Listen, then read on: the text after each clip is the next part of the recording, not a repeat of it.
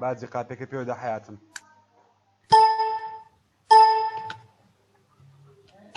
Hello everyone, good morning, good afternoon. Hi everyone. Hi, morning and afternoon. Hello everyone. أوقات Good بيو ده morning, حياتهم good كده اسمها. afternoon, good evening. بودي تبي شوا. My desk is like really creaky and it's scary. Like, is it gonna break? Oh my gosh. I feel Good like eventually. afternoon. Sorry. Good afternoon, boys and girls. Good morning, Emma. Morning, Emma. How are you? Morning. Good. Yeah, if you just see everything fall from beneath me during class, my desk is broken, but no, then we're good. No, I'm just kidding. I don't think it's that bad. Emma, is it a new desk too? It's not. We actually Yo did bring guys, it when we moved. how are you? Hey, Hi, good Karwan. morning. Hey, Hello. hey, Hello. hey Emma. Shahad, you had a dialogue yesterday, right? Yes, You're I smiling did. about it, so it seems like it went probably well. That's gonna Um, debatable. be debatable. Define well. Well, let's Well, see. So did you get people to talk? It was really hard. Like we would ask questions, but like our partners would like not answer on the other side, and we'd like get a minute of complete silence, and like, well, what are we gonna do now? That can be so rough. Yeah, it was. It was like the conversation kept going right, left, and we just tried to keep it to where we need to keep it. It was really hard. Mm-hmm. Shahad, I have a question. Because last year you facilitated a lot of dialogues. What, how was it? Was it different from the other dialogues? Can you elaborate or explain how was it, the whole experience? I don't know how to exactly answer that, but it's like because every dialogue is different. I guess there's nothing like concretely similar. Like I don't know. So it just yesterday it was really weird. All I can say about it was really weird. But I don't know. I don't know how to answer your question. Sorry. Well, we need a lot. We need to ask you a lot of questions because you went first, and we will go after you. And dude, this is our first time doing these kind of things. It's kind of hard for us. Okay, well, if you're gonna question, Muhammad's also in there too. He had a dialogue Yeah, yesterday. of course. True. They're Muhammad is also more serious. they're pioneers. Muhammad and Shahid. Yesterday. I hate this application. Yesterday's dialogue was amazing, to say the least. Working with Felix was great. We had synergy on point. We got people to talk. We questioned everybody's answers. We hard. Hey, that's my cousin in the background. Want to make a cameo appearance? All right. It was great. I hope we discuss more on and during the session. For now, let's hear from somebody else.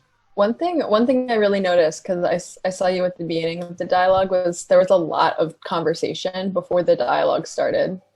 So I'm just gonna say for the rest of you who haven't had dialogues yet, I think that kind of thing helps. I think that conversation before the dialogue. What was that like for you, Shahad? Did you notice any conversation before the dialogue? Are you making that happen? Um, I don't know. I don't think the people were receptive to conversation, so that was hard. I mean, Carlos was in there too.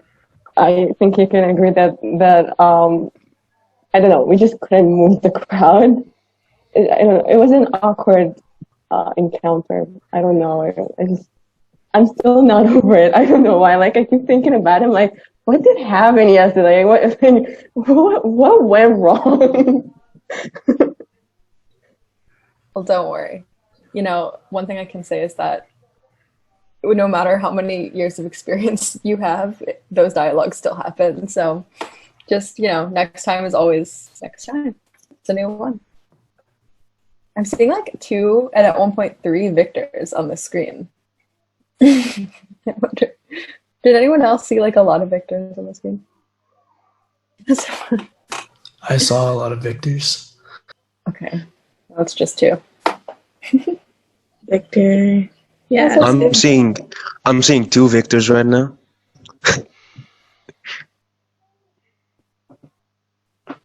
Count the number. All right. Well, if your video is off, please join. I think, let's see, is that? Oh, actually, that's just your sound I'm seeing. And yeah. How are some other people doing? Felix, Carlos, Jake, Maya, Esra. Morning. Morning, morning, morning. Hi, everyone. Good afternoon Hello. or good morning. Thank you. Just how many people are we waiting on, Dolly? Do you have a number? We're waiting on about 3. One of those mornings. But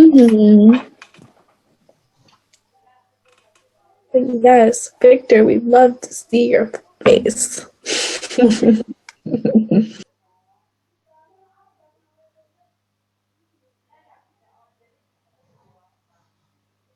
Hello. Is it still 20 degrees, Sheffy?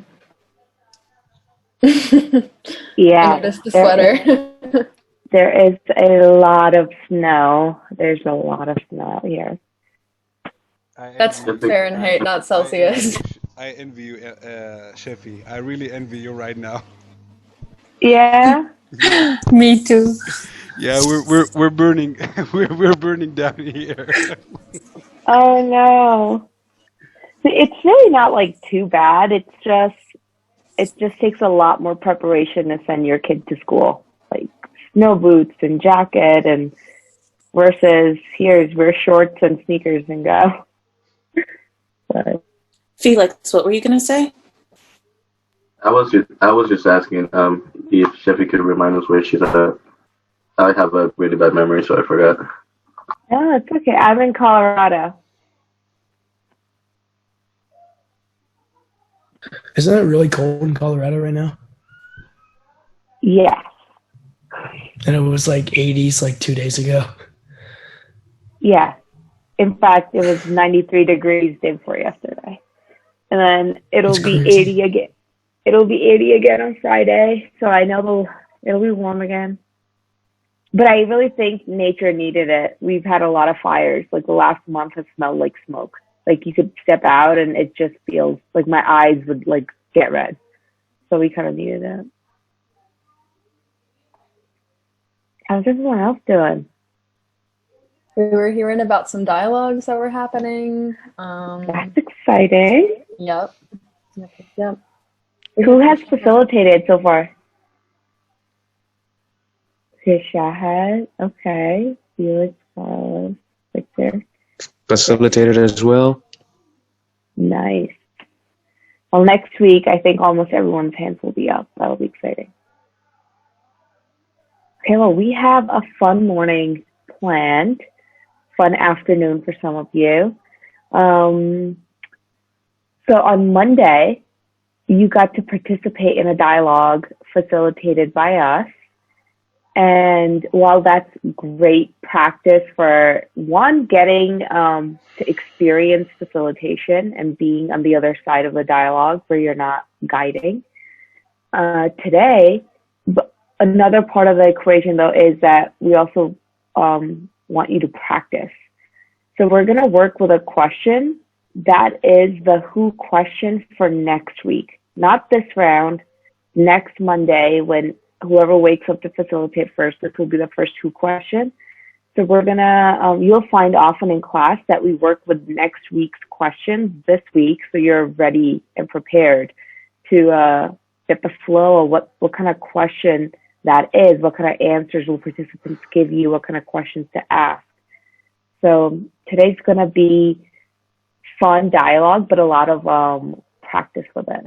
And we like to call it a task force. Like we just work together and we use all of our brains to see like what is possible with this question. Yep. So with that in mind, we're going to do something that we call hive mind.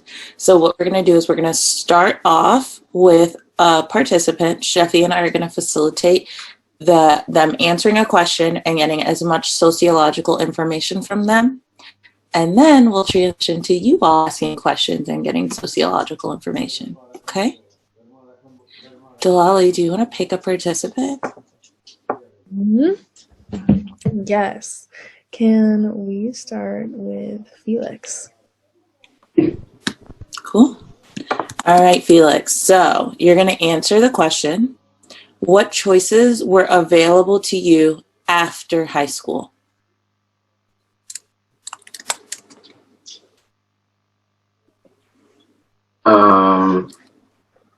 I guess college and working. What types of jobs? I could work at retail or a factory. What kind of factory? Like, are there a lot of factories near your home? There are, sorry, near Reading. The most common I would say would be Deca, which is a battery making company. There's also another one where they like work with frozen food, stuff like that.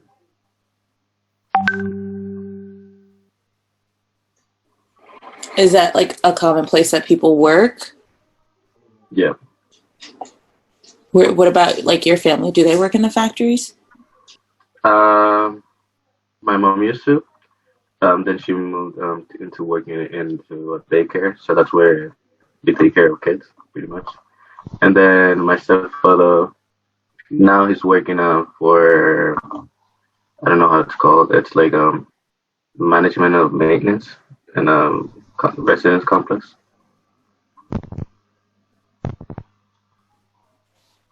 How long have your parents been, or how long has your mom been remarried? Like, as I said before, my memory is not that good, but I think it's like 9 years. I have very few family in the United States, as my mom and another uncle. Okay, cool. Good start. All right, so what did we learn from Felix? Remember, we're thinking sociological factors.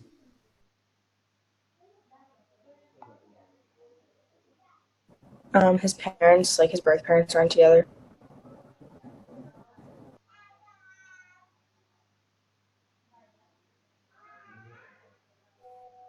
What else?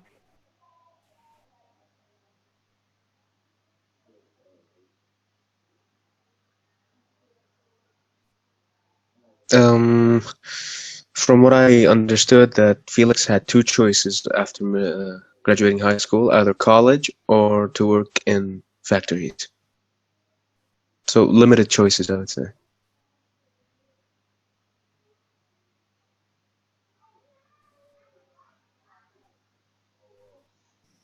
What are some other things?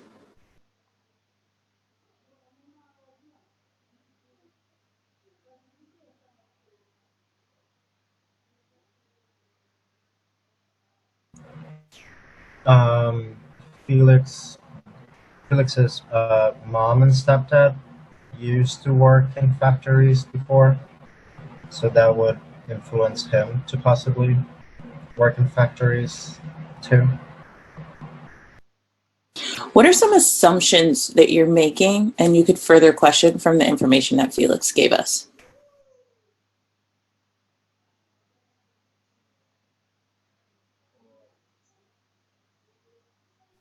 I mean, from what we heard, we can assume that he chose college, and we can question, like, why he chose college and what, what did he see in going college? Like we can just go that route and question that. Mm-hmm.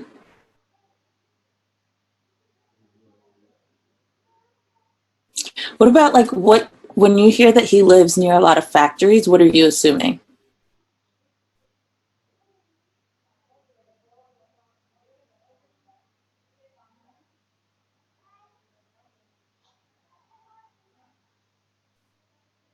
I can say what I'm assuming. Thanks, Chef. You're welcome. I guess I'm assuming that he's living in a town that's a working class town, or because when I hear factories, I'm thinking about hard work or labor. I'm not thinking about like skyscrapers and like the city. I'm thinking about like servers. I'm thinking about people in that town work hard. They're used to working hard, and yeah. So Felix is a great example of most of the participants that you will have. That when they share, they don't give you a lot of information. They're not like rambling on. You can continue to question. And also, even though he didn't say a lot, I have a lot of assumptions that I can now question. All right. Chef, do you want to go with another participant? Oh, what were you going to say, Esra? Okay. I just wanted to tell them in Iraq, not all the people they are going to work in the department they finish it. Or, for example, Isra, 1 second. You'll get the chance to share. Okay, so we're gonna move on to someone else, but you will get the chance to share. Yeah, why don't you just go ahead? Wait, why don't you answer? Wait. I was gonna go with Maddie actually, just to switch it up a little. So, Isra, I promise that you'll get the chance to share. Maddie, what choices were available to you after high school?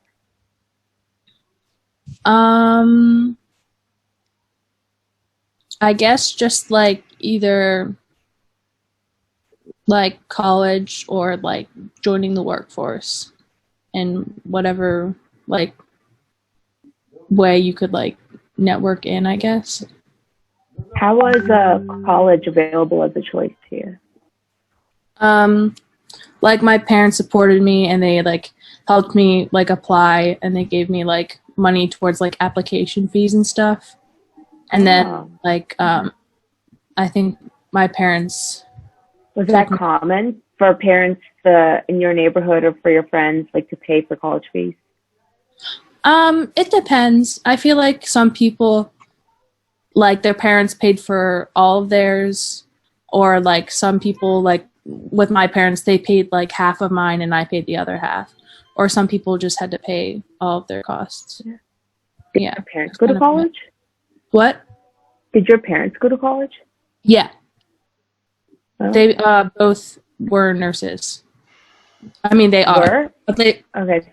Yeah, sorry. My mom's like making the transition now. She's like getting her master's degree. So I don't really like she's like trying to figure out what she wants to do like as a next step.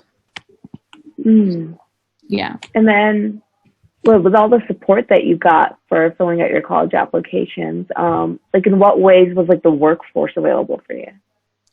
I guess just like where I live, people either like they have like they're either going to college or they have like a technical program lined up, or like people like will join like a family business, or like it's a technical program. Like what's an example of that?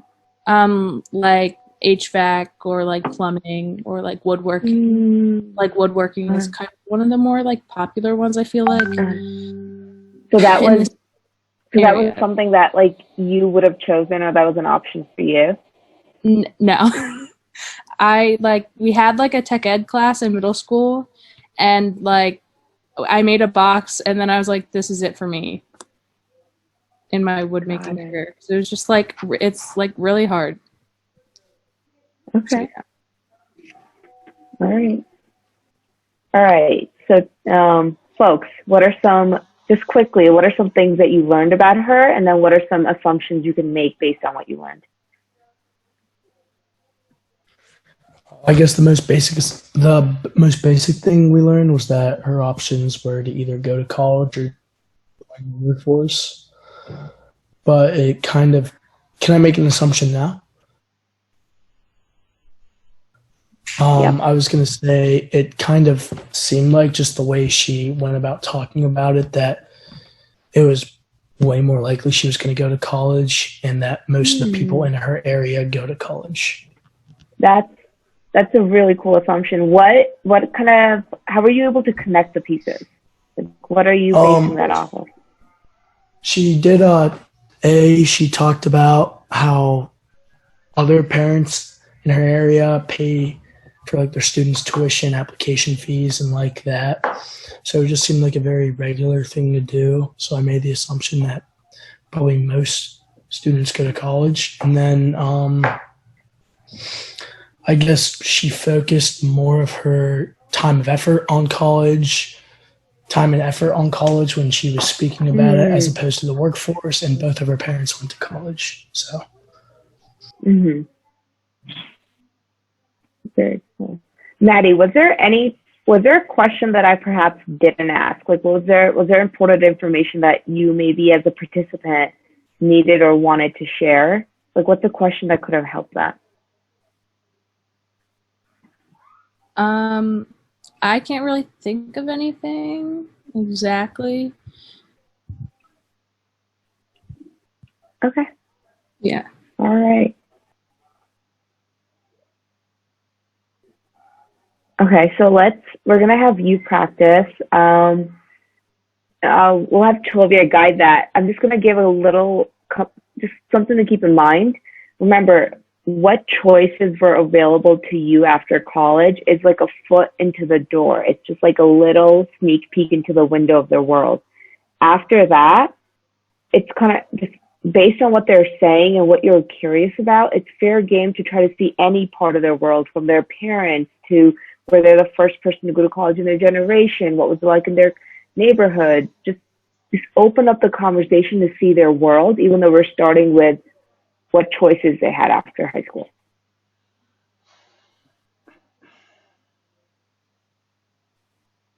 All right, so you all get the chance to practice. We're going to start with Maya. You're going to facilitate, and you're going to be asking Esra the question. Am I asking her this question?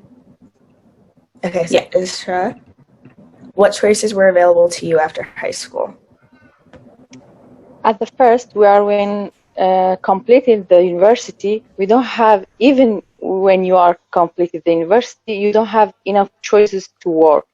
For example, I graduated from law department, but 4 years I was the teacher, Arabic teacher. Then for 2 years, I was the translation Turkish to Arabic in hospital. So we don't have many choices to work in your department.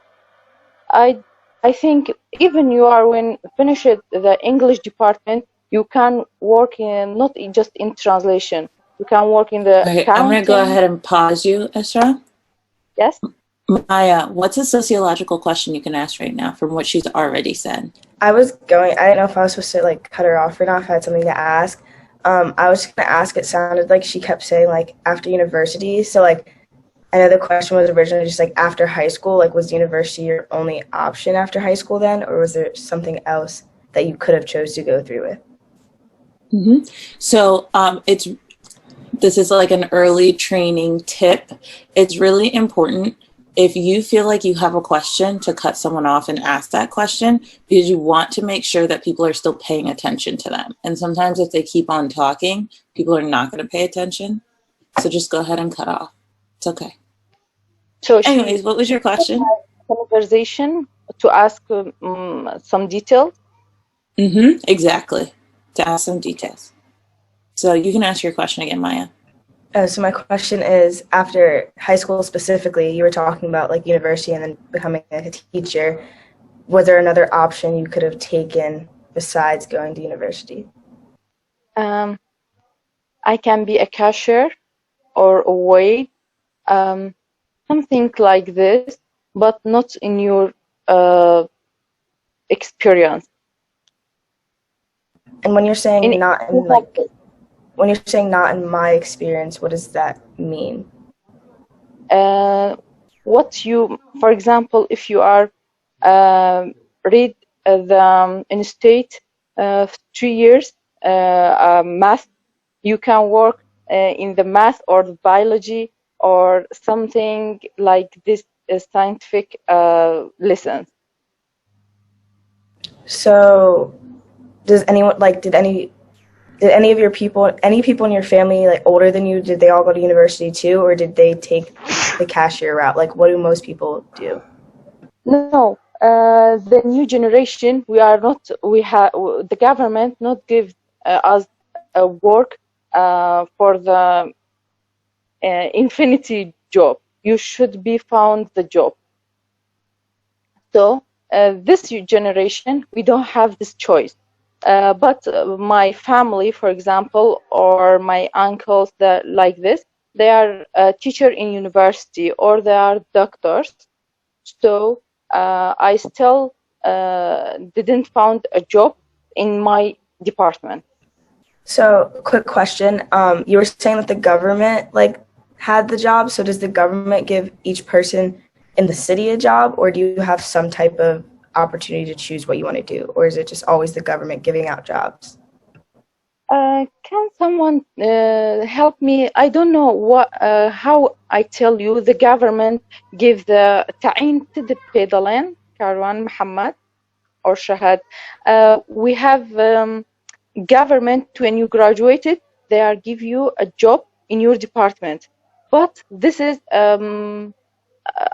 after 2010, we don't have any special job to work. So then is it just up to you to find like what you want to do from now on? Like since 2010, you can choose which route you want to take?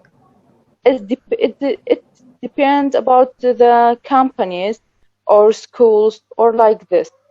If And they are need. Do you think since there's this less government being involved, have more people been exploring other things than what's normal for them usually? We have thousands people, they are not found the job until now. Okay, good job. All right, so what sociological things did we learn?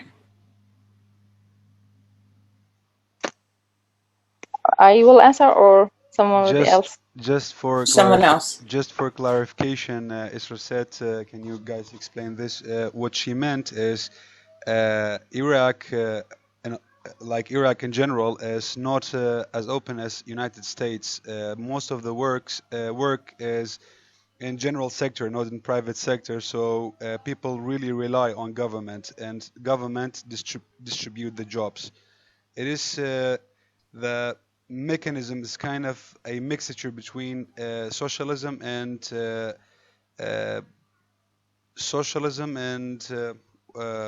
what's the other thing? I forgot. An easier explanation, she's just talking about government jobs, Yeah. like in the ministry and education, like teachers are like for Ministry of Education. So those jobs are no longer available. Thank you for finishing, Shahad. All right, great. So what did we learn?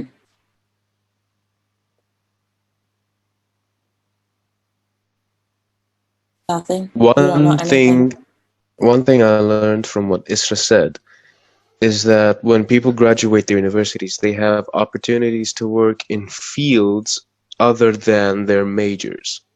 It kind of sounds like people work in all the fields except their majors.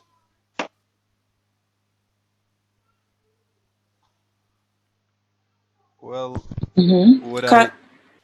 hold on, Carwan. Hold on 1 second. I'm just curious, Carlos, what did you learn? Like I was initially shocked, I guess, like about how she described again the major system. Like it's just such a like I feel like a sad thing, like trying so hard to get in your major and studying all these hours, and then it resulting with having to do something else other than like what you love. So what does that tell you about her social world? Well, initially it tells me that a lot of people must go to university, I imagine, because I figured that like because of so many people doing that degree or that major, that the jobs just don't happen to be there. So that would be a great question or a great assumption to question. So do a lot of people go to university? What are some other things we learned about her social world?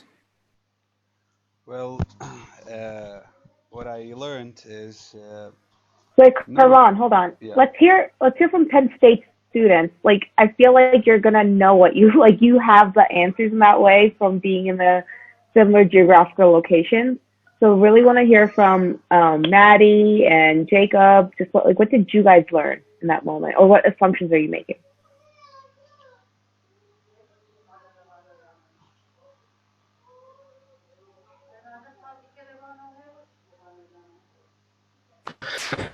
I guess I learned, I mean, this is something I already kind of knew, but just how drastically different their system is when it comes to people growing up after secondary school and like post So university work. I'm gonna keep on pushing y'all. So it's not necessarily like facts that we learned, but what did we learn about her sociological world?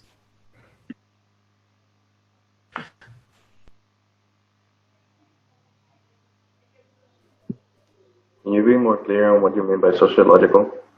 Yeah, absolutely. So the sociological factors that impact her, right? So all those things that we put around the human. When she was talking, what did we learn?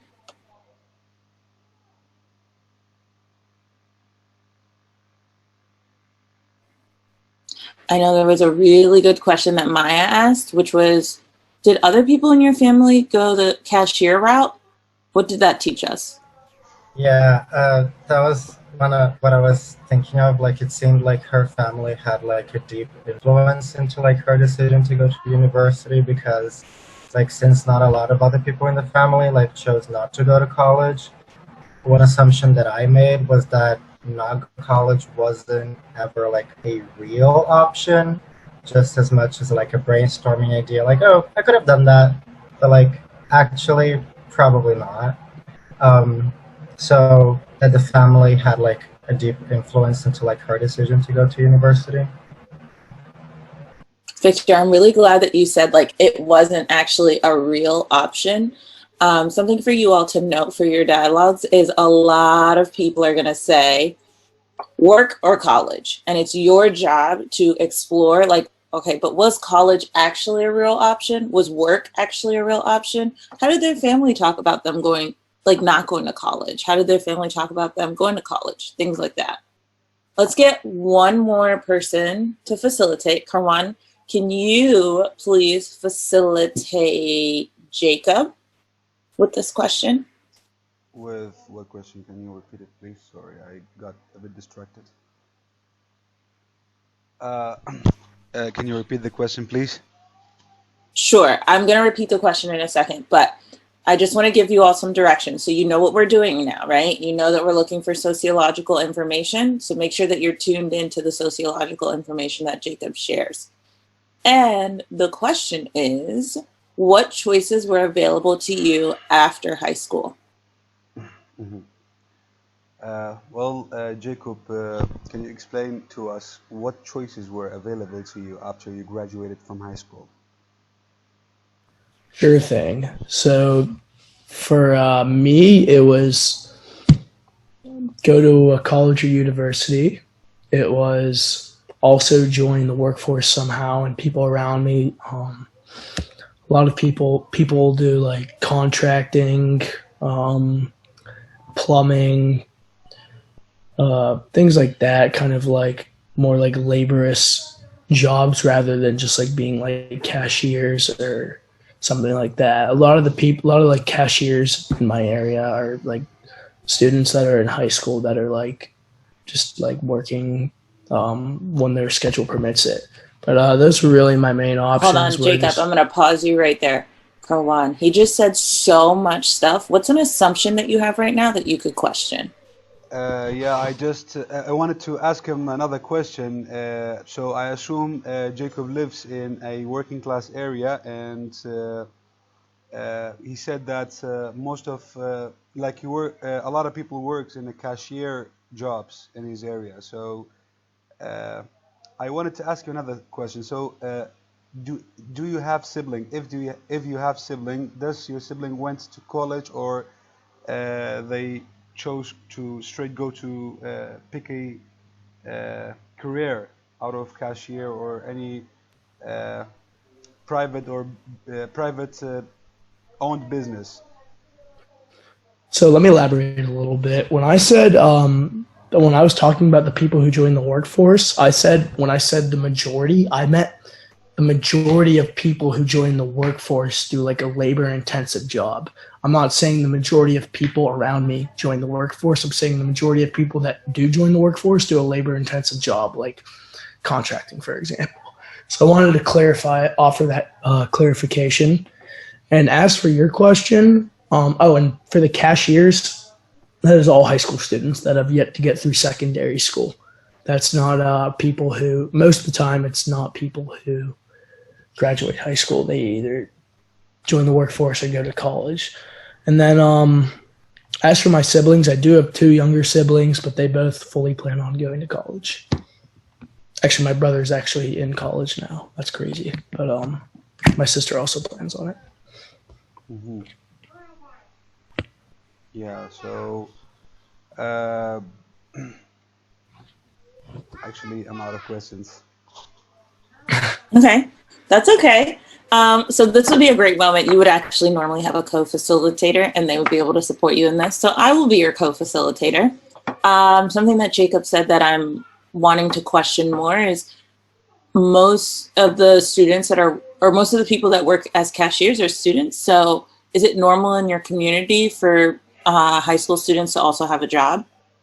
Yes, very normal. Most people do. Did you have a job? Mm-hmm. What would you do? I worked as a baseball trainer at a travel baseball facility. So I worked at the front desk and helped with management.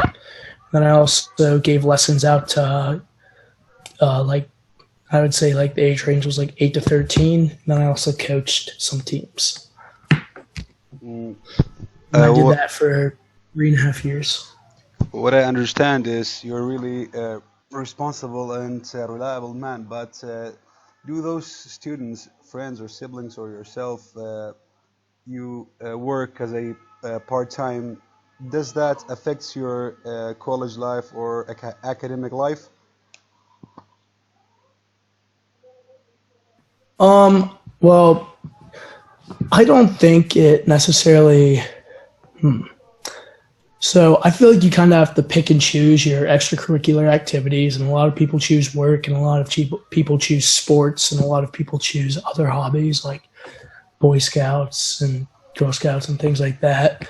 But I think for the most part, like people who worked, like it generally didn't get in the way of their education because they had good time management skills, and like work was work and school was school, and whatever time you had left, you did your schoolwork in. Because our curriculum definitely wasn't easy. Like it was pretty rigorous. It's a pretty rigorous curriculum.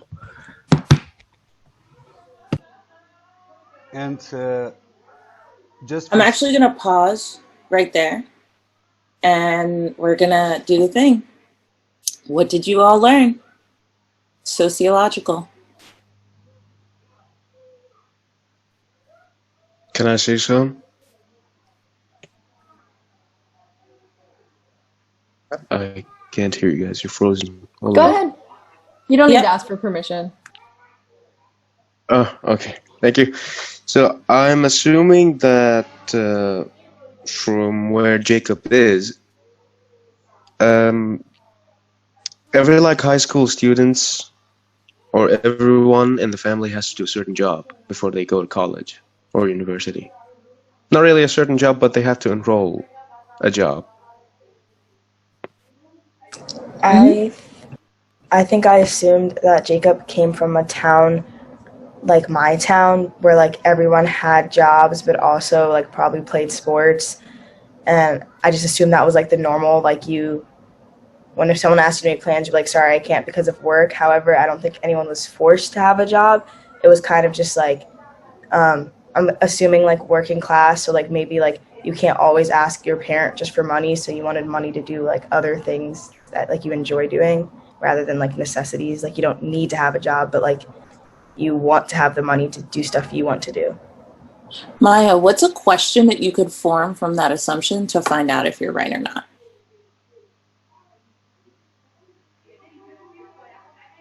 Would you say that, like in reference to what Maddie was saying, were your parents open to paying for like college applications fees and certain things like that, or did you have to like take that up yourself?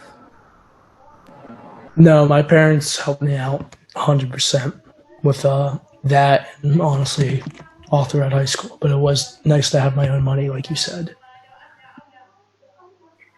I realized an assumption that I was making as I was listening, especially because I come from an immigrant family. So I noticed that American peers around me had access to different kinds of things. So like when he said baseball and trainer, so I'm making assumptions about like, oh, your parents put you in sports early on, or like you had like a way in, because the generic jobs available to everyone is like a cashier at a grocery store or working at Dunkin' Donuts or something, you know, like it's very broad. So like the fact that he had a specific job in high school, I was starting to make assumptions about his family and their interests and stuff. I was thinking the same thing because I was assuming he had an athletic background, so I was like thinking that something in his childhood made him like go that route, or his parents had an influence on it. So I was thinking kind of the same thing. Yeah. And I just real quick, I just want you all to know, like, you can keep it very, very simple. I know when you're first starting to facilitate, it's easy to add a lot of words to your questions, but truly a simple question that you could have asked Maya is, did you need to get a job? And hopefully that would have given you the same answer that you were looking for. But, oh, go ahead. I heard a word that Jacob said when Kamal asked him a question. He said that they had a rigorous schedule. So that made me think, did you go to a private school? No, it wasn't a private school, but it was just a really good public school. I think it was like number 2 in Pennsylvania.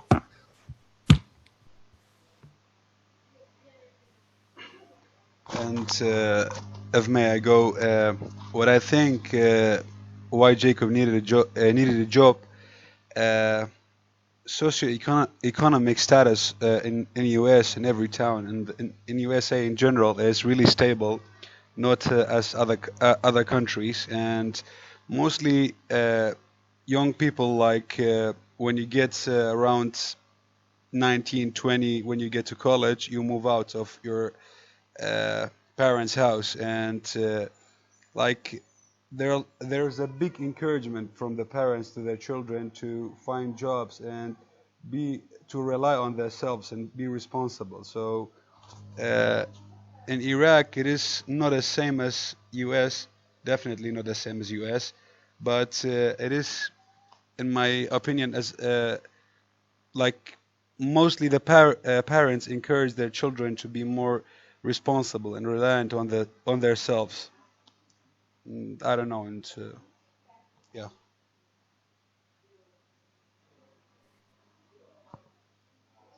All right, so we're going to go ahead and transition. Emma and Delali are going to co-facilitate. We're going to start. So we did one part of it, right, which was just one person asking questions. But in all of your dialogues, fingers crossed, as long as you all show up, you will have a co-facilitator to help support you. So we're going to introduce like what it looks like to work with a co-facilitator in this part of the dialogue. Okay. So Emma and Delali, you're up. All right. Who are we asking? We're gonna ask Sheffy. All right. Sheffy. Okay. So what choices were available to you after high school, Sheffy? Only college. How did you know that was your only choice? I would be disowned if I didn't go to college. There's no other choice. I was never given, you can take this path or this. It was just SAT prep started really early on, like first year in high school. Did your parents go to college? Yeah. but they went to college in India. So I'm the first person to go to college in America in my family. I kind of assume that SAT prep is kind of expensive. Like, did your parents have a lot of extra money to be able to send? I wouldn't say extra. It's one of like, I think I also grew up in New Jersey in a town where there were a lot of Indians. It's a town close to Princeton. And I think there's a lot of competition with whose kids are going to go to what college. So Indians also have maybe not all Indians, but my parents had a habit of spending more money on our education. Like, I never played soccer or did sports. Like, they'd never spent money on like piano lessons on me. It was all about like college. So I wouldn't say they've spent extra money. I would say that the money that you would normally spend on a kid doing other things, they spent on SAT. How did you and your parents talk about these options of college? I didn't really have an option. It was just college. Oh, I meant like options of what kind of college or where to go. It just like you kind of started off with like the Ivy Leagues and what like their friends' kids were applying to. So basically, like I applied to like everywhere. I got into Rutgers back at home and just didn't tell my parents because I wanted to go far away. So Penn State, I got early admission and I was like, yep, going. And I really want to back up for a second because we just talked about the SAT, but not everyone might know what the SAT is. So can you just tell us a little bit? What is that? I think it's standardized American testing or something. I don't even know what it stands for, but it is like, at least when back in the day when I was in high school, that was a very important indicator of getting into a good college. Like there were some like community colleges, you don't really need an SAT, like you could just enroll in them. So to get to like an Ivy League or a good college, you needed a good score on the SATs. So people that even like got into like Harvard or like Yale from my high school, which were a lot of them, it's because they just have been prepping for SATs for like, it's like they were born to prep for the SATs to like ace them. Wait, who does this? Sorry, I kind of didn't catch it. Like, who are these people that prep like they're born to do? I would say a lot of the Indian and the Asian community. I can see my American friends go through the same things that I did. Like the SAT prep class only had like Indian students in them. So I'm making the assumption that those around you would also only have the option to go to college. Yeah, I don't, basically. I think so. And this is in your town? And where was your town? Westminster Plainsboro. It's like 5 minutes outside of Princeton in New Jersey. And is Princeton like, I'm making the assumption that Princeton, New Jersey is where there's a college Princeton. Is that accurate? Yeah, it's the college Princeton. Although that was a dream for a lot of people, like to go to Princeton in our area, but again, that's a really hard college to get into.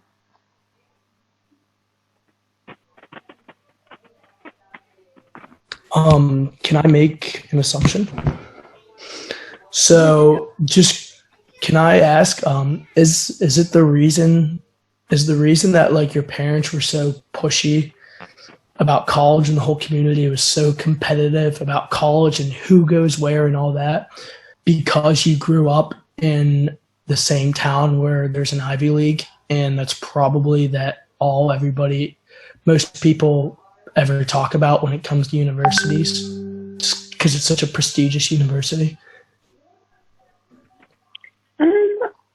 Probably, but I could also like hear my parents talking on the phone with their cousins who don't live in my town, and the dialogue was always about what college are your kids going to. So I think that was a part of it, but I think it's also there was just a cultural pressure from my parents to go to a good college that I didn't see like my American friends have. The reason I make that assumption is because I know someone from the town of Princeton, and that's what they seem to make it seem like, and they're from a white background, and they said their parents were just like push, you know. like you have to go Ivy League. That's why I make that assumption. That's a good assumption. I would say that wasn't not there. That was definitely a part of the experience. Can I ask a question to Sheffy? You said how your parents both went to college in India.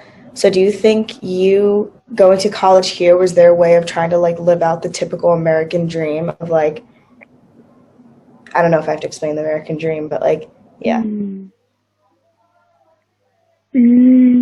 I would say the fact that they were able to send me to college here is like them proving that they lived out the American dream. I think all the things that they have done up until now, college was like the evidence that they have done the American dream.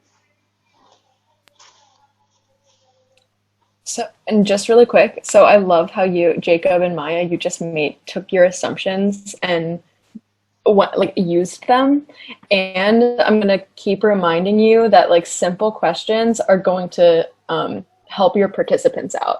So like keep in mind the assumptions, keep noticing those assumptions you're making. You're like, okay, well, in my town, this happened. And like, I'm making this assumption. And then try to the question you actually ask, try to keep it as simple as possible. The longer and more words that you put for your participant, the more restricted they are in their answers, if that makes sense.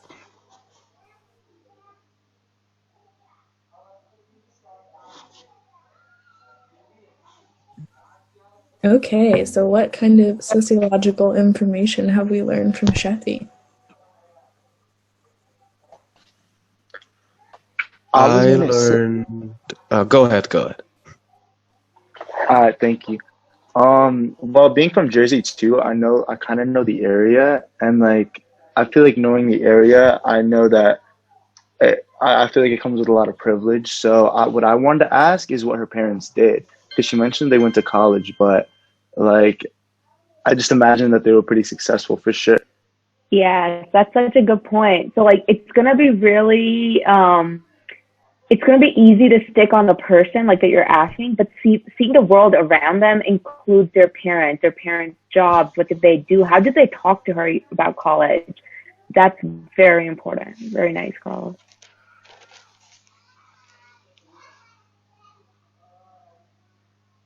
Mohammed, did you want to add something? Yes, thank you. What I wanted to say is that a sociological factor that affected Sheffy's life was the culture that she lived in, that she had to go to university and there was no other choice other than college or university. So lack of choice, I would say. Mm-hmm. Or more about that, the lack of choice. I was like wondering whether she had the opportunity to like pick her own major, since like the only option for her was to go to college, and like from what I'm seeing, like her parents were more controlling of that, and if she did like something that her parents did. Mm-hmm. Again, this is all information that you're gonna appreciate gathering when you get to the topic of a dialogue, because then you can refer back to why this person might have this perspective, right? So culture was a huge, I think from the other people that answered, I think culture was a huge part of at least me as a participant's answer, was culture, not other things right there. All right, let's have other people practice. Oh, real quick, Chef. Just there's like a huge sociological factor that we are not hitting right now. Mm-hmm. Her parents grew up in India. So nobody can finish that sentence for me. Her parents grew up in India, so she's the child of an immigrant. And how is that going to impact her social world? Mm-hmm. All right.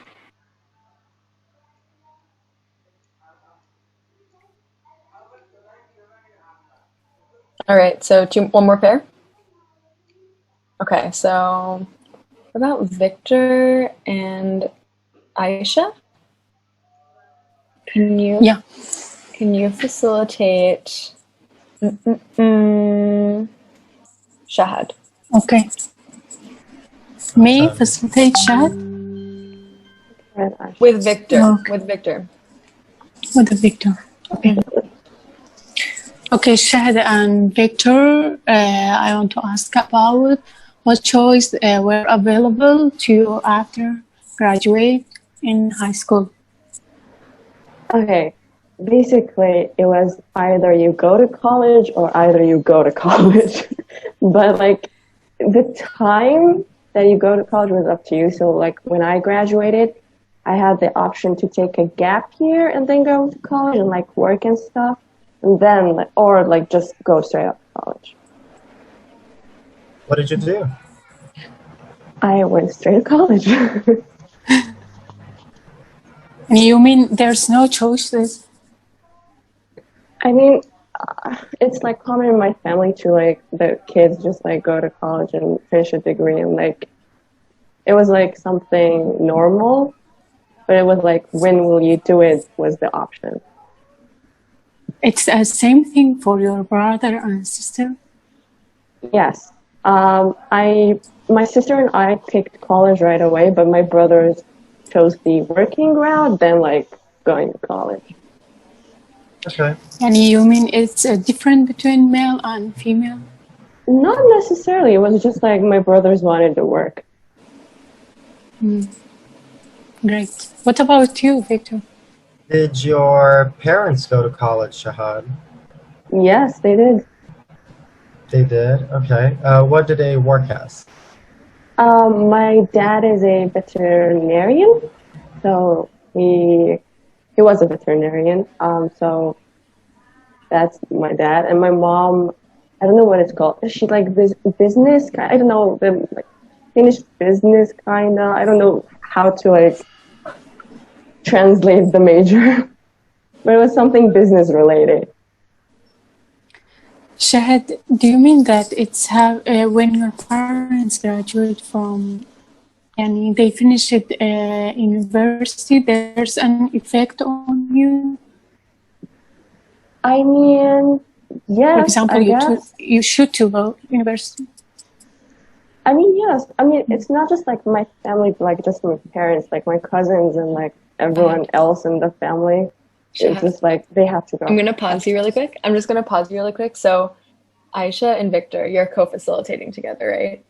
So one part of co-facilitating together is actually reading each other's body language too.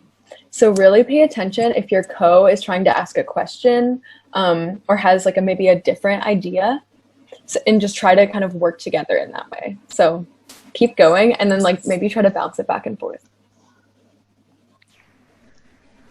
Okay. What about the other people in your high school and your friends? Did they choose to go to college as well? To be honest, not really. I don't know, like college, like they did go to college, some of them, but some of them like just chose not to and just like stay at home. Because I was in a all girls high school, so some of them got married, some of them just like went to work, some of them went to college, obviously. So it was like very diverse, and everyone just like ended up doing something different.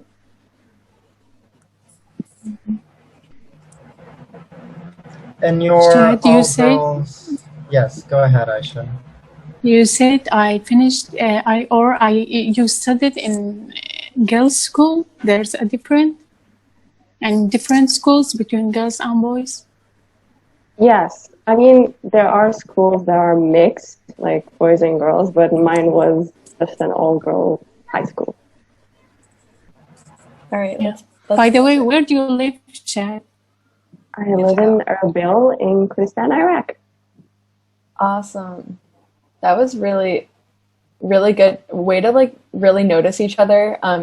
Like, you know, you don't have to be overly polite or anything like that, but when you check in at the beginning of dialogues, that can be a really helpful part of talking about, you know, just what should we show each other? How should we show each other that we want to ask a question and balance that relationship? So really quick, Raza, what were some things, was a sociological factor you learned from Shahad? Could you repeat that, please? What was a sociological factor that you learned from Shahad?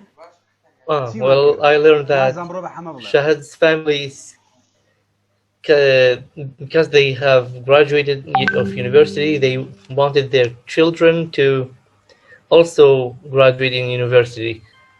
I think that it does matter to graduate in university and have a job in after finishing university in its major, other than working in uh, non-governmental organizations. Yeah, awesome. What about Maddie? What's something you learned? I think one of the factors that I noticed was like, I guess just it like you like it was just going to college, but you had the option to like have that time off, I guess, or like since she went to an all-girls school, like they also had the option to like get married and pursue that as well. So like that was also an option. Yeah, so that's so interesting because Shahad said the word gap year, but and one thing the facilitators could have done is ask like, what is that? What is a gap year? What might you have done during the gap year? And also learned about she went to an all-girls school. Some of the girls got married right after high school. Like that makes me wonder if they went to an all-girls school, how did they meet these people that they got married to? So any other ones? Can I jump? I want to talk about this. Actually, there's wait, some are credit. you gonna continue? Unfortunately, don't have time to go into further details, but I promise throughout the semester we will learn so much more about all of these things that we're talking about. Maybe one more. How about we hear from Felix? What was one more sociological factor you heard from Shahad? For me, I don't know if I probably was the only one. I thought it was very limited to what we got from the conversation. But the main one is pretty much her direct family. So not as much as like the outsider. I don't know if that's how you say it, but that influenced her like much more than other things regarding going to college.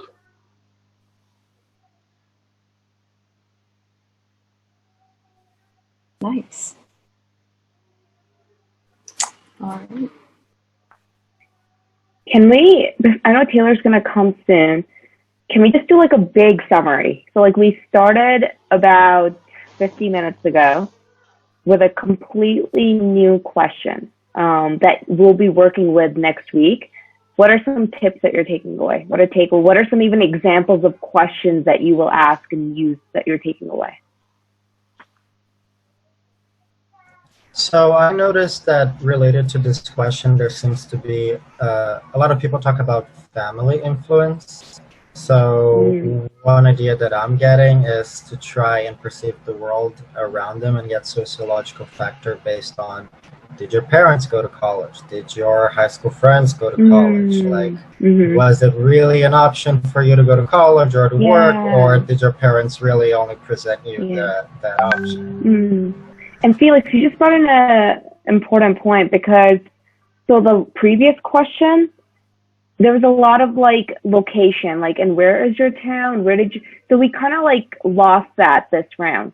So remember, like, don't lose the things that you're learning to ask with each who question that we give you, like build on it. So even right now when people say, yeah, well, college was an option or not, when I'm growing up, just be like, oh, where did you grow up? What was that like in that town? So don't like lose all the things that we were learning to get with the first question when we move on to the second question. So even though it's a different question, build on the information that we can gather.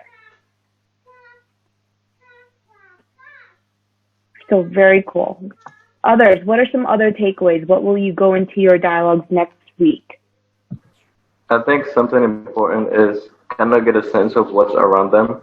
So what's common around their community and what's something you should let people do? Also, just to be simple, like you don't need to make a very long question to know a specific thing. Be simple and direct. I think I want to find out like next week if people like wanted to go to college or if due to family if it was strictly forced. And if they think that affected the way they like did in college because they didn't want to be there. If they said they didn't want to go. Mhm. Similar to what Maya said, like how much of work or how much of the other option more than college is a real option, how much of an option college is. Another thing I learned was if we have a question, we could cut off people and ask it immediately. Yes, yeah. And so this activity is unique because in order to get you to practice, we have you work on one person. And when I say work, we have you facilitate one participant. And remember, after asking a participant one or two questions, then you move on to the next participant because you have to start making it a conversation. This is for the sake of an activity that we focus on one participant.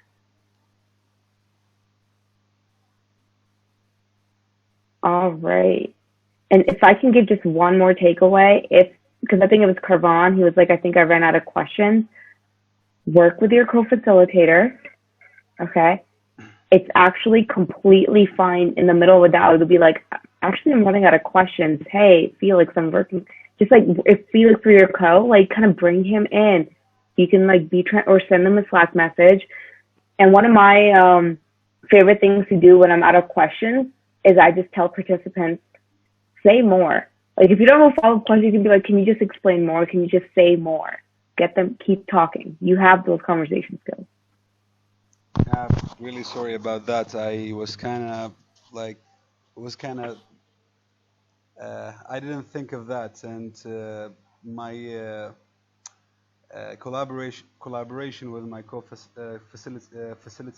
facilitation was a bit weak. As you said, you have to build up and give reports to each other between the facilitators, and I didn't do that, and that was a big mistake. And Karwan, it will Karwan, definitely it's not happen okay. You again. didn't. Well, one, you didn't have a co-facilitator, so it's okay. Two, this is why we're practicing, so we can all get better. But Taylor is here. Hi, Taylor. Hey, Taylor. Welcome, Taylor. Hi. Welcome. Yeah. Do you want to start? Do you want me to start? You can start and I'll support you. Okay, cool. Sounds great. You can start with your nice smile. Oh. Stop it. Yeah, actually, I wanted to say that whenever I see this girl like Taylor, she's smiling constantly. Like it is, Stop. it's This is too beautiful as much. well. I just came here for logistics. Wow. I didn't know it was gonna be such a great morning. Thank you. So yeah, logistically speaking, so whenever you are in a dialogue, you'll notice that each event has your name, your co's name, and your DI's name. We talked about this last week, right? And so if you have any questions in the moment about your dialogue, like what's my dialogue ID? Where's my co at? How come my sound's not working? Like if you have questions like that, just ask your DI. You don't need to reach out to Shalovia or Emma or Jalali or Shafi or even me. You can truly ask your DI in that time.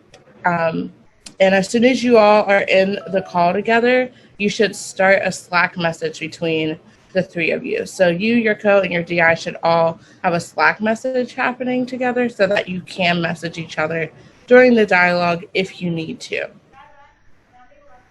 Cool.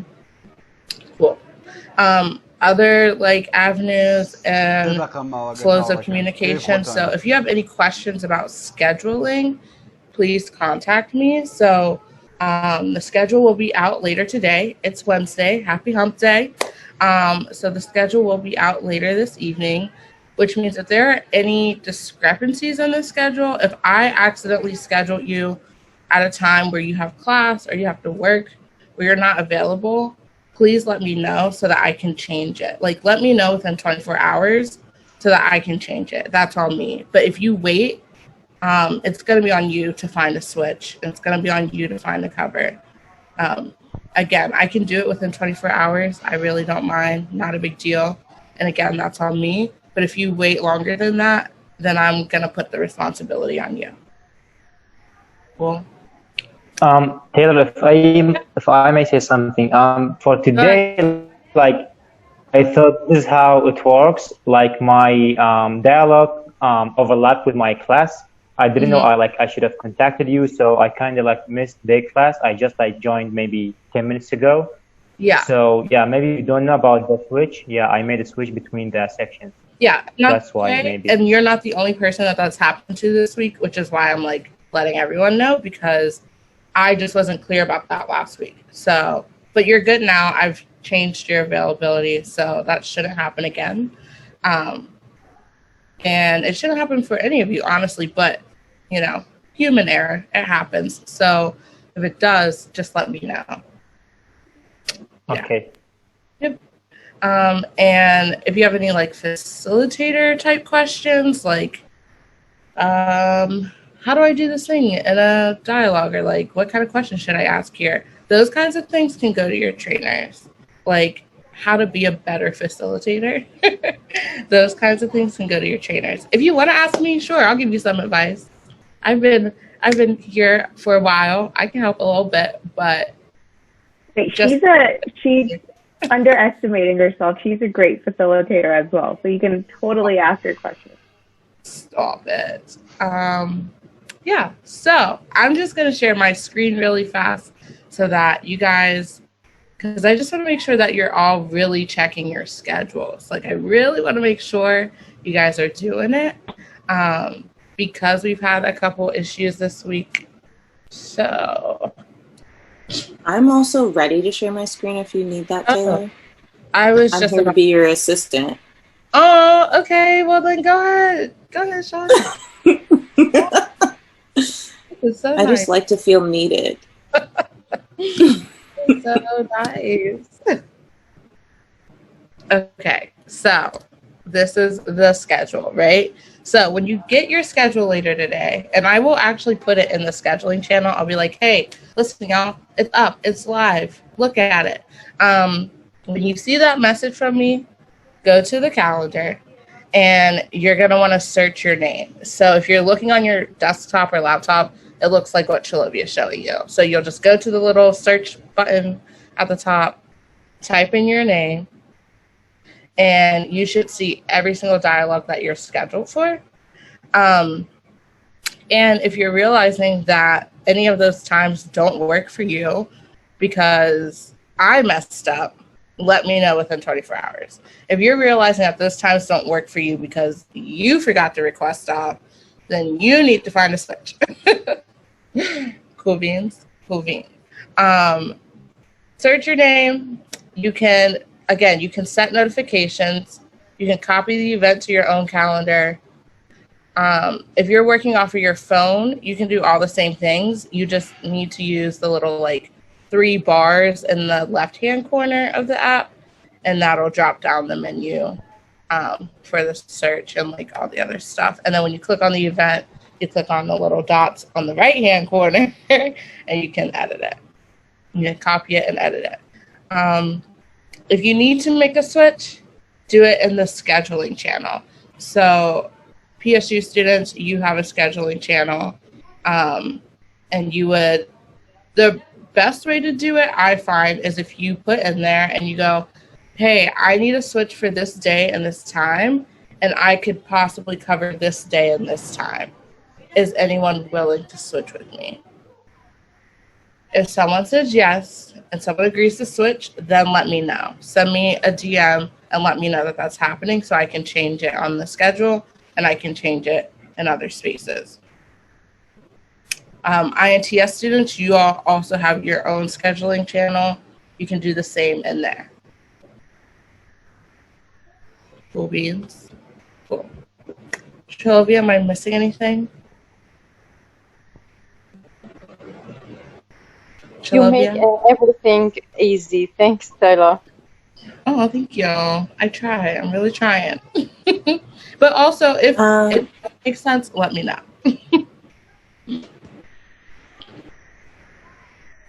What was that, Sylvia? You all are frozen for me, but if you can hear me, I will keep on talking. I can hear you. Yes? Yeah. Okay. No, it doesn't look like you missed anything. Okay, fantastic. I love that. Any other questions? I do have a question. It's kind of unrelated though. You sent me an email and I replied to it. I think it was like 2 days later, Mm-hmm. but I don't know if you received it regarding adding more time. Yes, and I've updated your availability, so it's all good. Thank you. Hi, Taylor. I hope you're doing well. I have a question actually regarding my scheduling. My coordinator or our coordinator in Kurdistan, Mohammed Kiani, he sent me a couple of dates that I should facilitate in. First of them being the 8th, which was yesterday. After that was the 12th or 15th, I think, the 22nd, and the last one was on my birthday, the 29th. Problem is, I don't have these dates scheduled as dialogues on my calendar. So will the schedules be updated? Wait, Mohammed, in that case, you can tell Mohammed Kiani to talk to me because I just have to keep reminding that you will be facilitating according to the schedule that Taylor gives you, not the schedule that you're getting from Kiani. So well, problem is, I spoke with him. He told me to speak with you. So maybe speak with me after class. We don't have to take up class time for that. Sure. Okay. Sure. All right. So thank you, Sheffy. And thank you, Taylor. Yeah, glad I could be all the help. Any more questions that would benefit like the whole class? I do. So when we were participating yesterday, I noticed that it was kind of hard having them have a conversation between. Do you guys have any advice as to how we could do that? Good question. Wait, can you just them having a I didn't quite hear the whole question. Just one more time.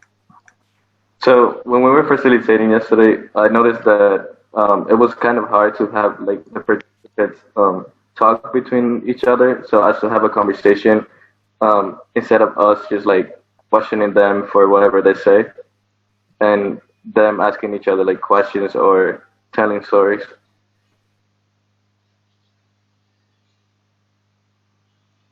That's a good question. Hey, Chef, do you want to go for it? Yes.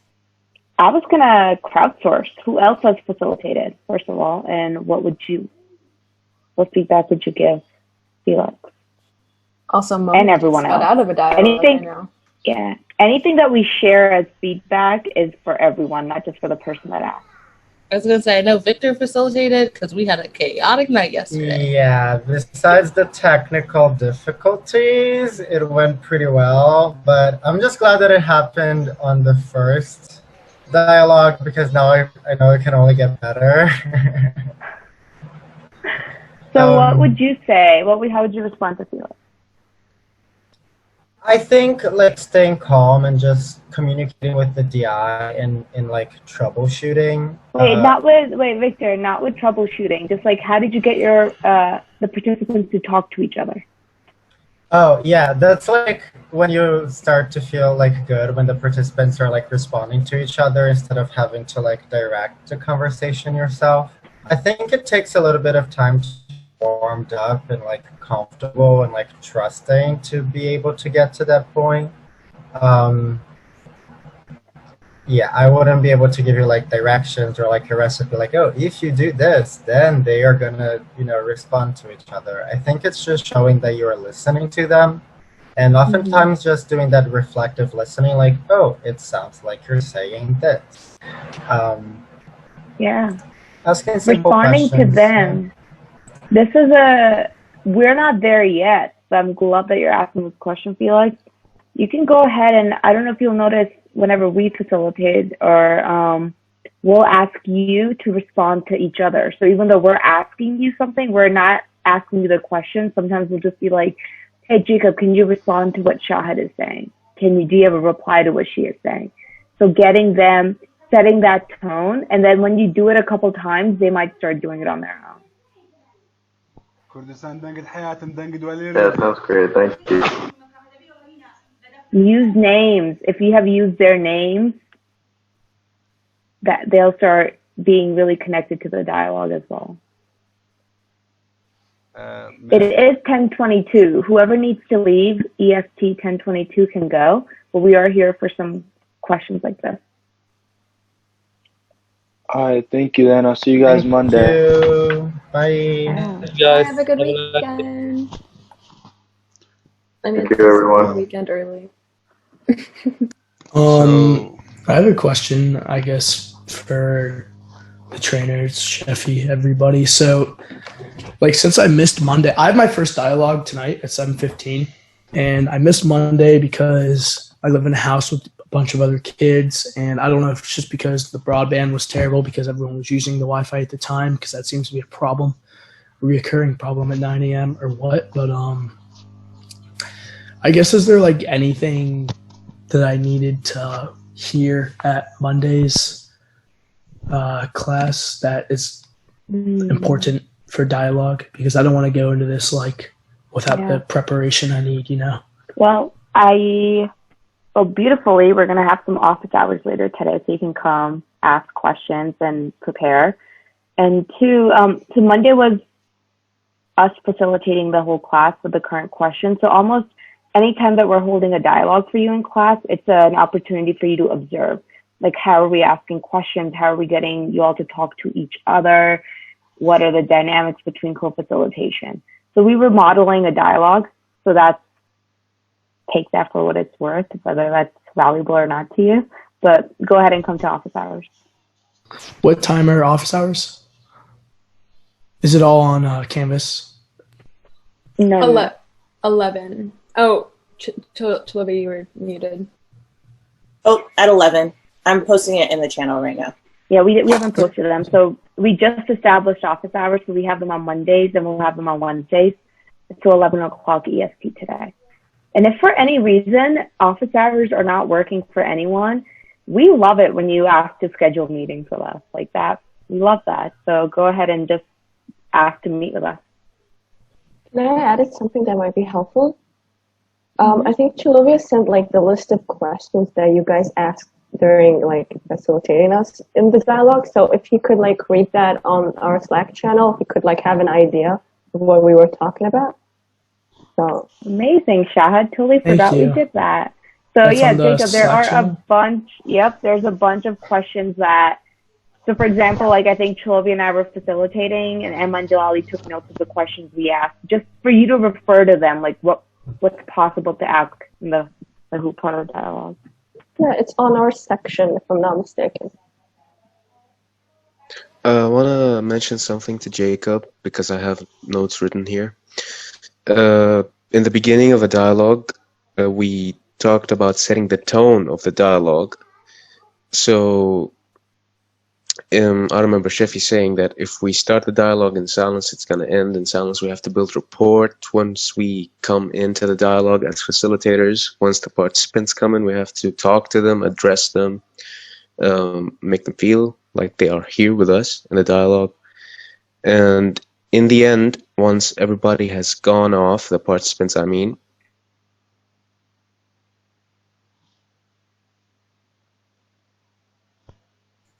Oh no, we lost Mohammed. And that happens. There, he's back. I'm back. I'm back. I'm back. Can you guys hear me? Yeah, I can hear you. Yeah. All right, great. Sorry about that. At the end of the dialogue, you debrief, check out with your co-facilitators. You ask questions along the line, how was it like working with me? I hope you had enough time to ask questions like, what did we miss? What did we ask?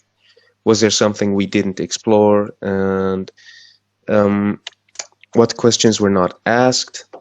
And there was also an important thing that the trainers focused on, and that is we are not talking about the feelings of the participants, we're talking about the thoughts of the participants. So it's always a good thing to ask, what are you thinking about, rather than What does it make you feel about? Thank you, Mohammed. Anytime, brother. Just a quick question to Taylor. I'm being called, so I have to ask this one. So, Taylor, before initiating the dialogues, we get a notification in our calendar about our timing, and when we open that link, the link is in the calendar. Me and the DI and the co-facilitator, we have 15 minutes to build up reports and like cooperate on what do we do and things like that. Am I right?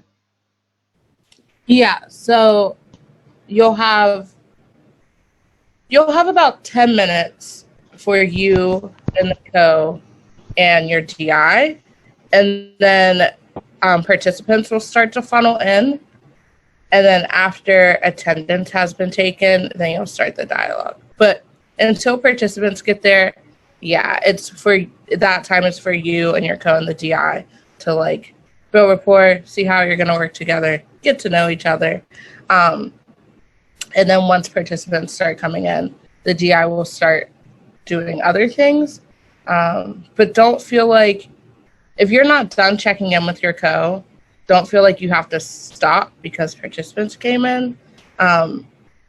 Just like add them to it, like build rapport with them while you're also checking in with your co and you're also building rapport with your co. So another thing to Shefi, as you know, it is like my first time to facilitate, and most of the other participants. I know you said that the one that facilitates, he must facilitate with another student from another location, and we must be out of that dialogue. But would it be possible if we participate without opening our cameras to like experience the same environment as they experiencing, to learn from their mistakes? So basically, if I facilitate a dialogue, it will be my first time, and I'm sure it won't go as I am hoping to go. It would be going. So it would be really great. Like Muhammad and Shad, they're in Moment, they facilitated before, and obviously they're better than us. And it would be really great if one of these. Wait, hold on. 1 second. You think so much. I don't think they're any better than what you all are. They've only facilitated once. And when they facilitated, they also facilitated with no other experience. Like they just kind of went into it. So one option is I just want you to experience it. So I would just say go into it fearless, Karman. I'm compelled to use the word fearless. I'm sensing like just fear in the experience for you. So just go into it, have fun, all right? And just everything that you've learned up until this point is enough for you to just have a good first experience. And again, the experience you have this week or next week is going to be very different than the experience you have in November. We're not expecting perfection in any sort of way, but you have to experience it. So go into it, be fearless. Actually, just really quick. I am Go ahead. really looking forward to it. I'm not afraid of anything. It was just a suggestion. Like between us, I was kind of disappointed that my name wasn't in the list this week. That yeah. So I'm really looking forward to it. Yeah. So Yeah, absolutely. I'm not And afraid of anything. every week, just because we have more students from the INTS site, there will always be 3 students who are not scheduled. So you got that out of the way. Now you're going to be scheduled every week for a long time.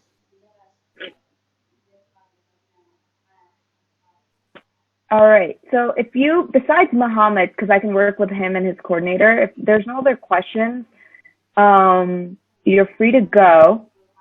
And because Muhammad and I will then talk about something specific, it might be that there's no need to like just stay and listen. Like there's nothing fun to listen to this. I just want to ask something. Sorry. Yeah. Today I obviously missed the class, and I hate this to be honest. So should I like wait for the recap email or just ask my teammates to give me like briefing for today's class? I say wait for the recap email and ask your teammates.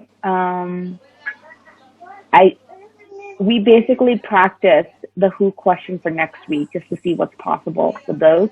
So maybe your teammates can tell you what the who question is, and you can just like practice it on different people. Or Also, me, Mom, can ask in Slack.